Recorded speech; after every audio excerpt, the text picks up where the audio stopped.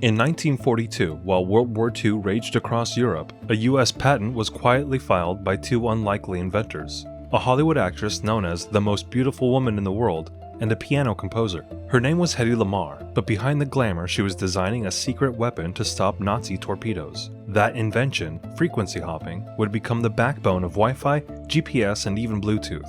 So how did one of MGM's most glamorous stars outthink military engineers? And why did no one believe her? The answer is more surprising and more relevant than you might think.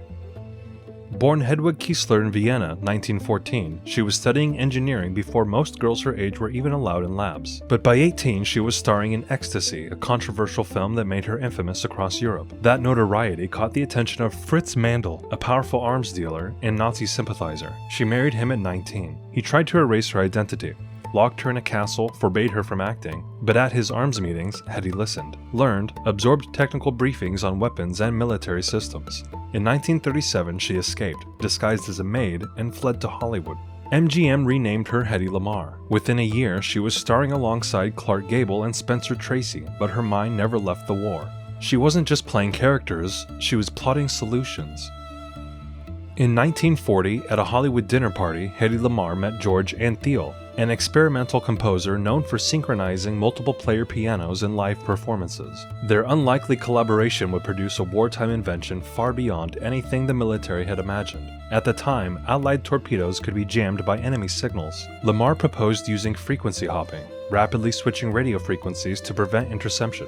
Antheil suggested using synchronized player-piano rolls to control the hops, ensuring both transmitter and receivers stayed locked together. Jointly, they filed U.S. patent number 2,292,387 on August 11, 1942, for a secret communication system. The idea was revolutionary, but the Navy dismissed it. Officials claimed the device was too bulky and told Lamarr she could contribute more by selling war bonds. Her response? She raised over $7 million in a single night, but never stopped thinking about the tech. The Navy shelved the patent, and for decades no one used it.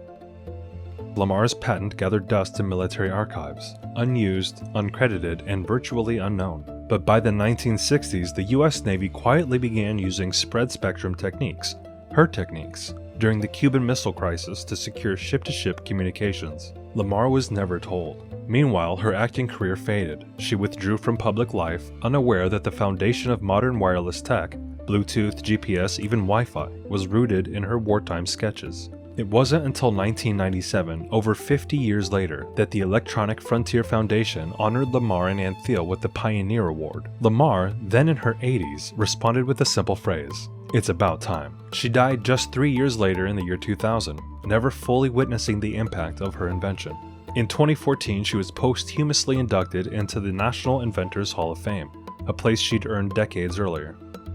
Today, every time your phone connects to Wi-Fi, every GPS satellite that guides your car, and every Bluetooth device that syncs with another, they all rely on the foundation Hedy Lamarr helped build in 1942. But her legacy is more than circuitry. It's a reminder of how genius is so often overlooked, especially when it doesn't fit the mold. Lamarr was dismissed because she was beautiful, because she was a woman, because she didn't come from the right institutions. Her story forces us to ask, how many other ideas have been ignored? Not for lack of merit, but for lack of credibility in the eyes of power. In the end, Lamarr didn't just invent a communication system, she cracked open the myth of what an inventor is supposed to look like. And that's what makes her legacy impossible to forget. Hedy Lamarr's greatest invention wasn't just wireless tech, it was rewriting who gets to be called a genius. If you're using Wi-Fi right now to watch this video, you're connected to a story most people never hear. Thank you for watching, subscribe for more, and as always, stay curious.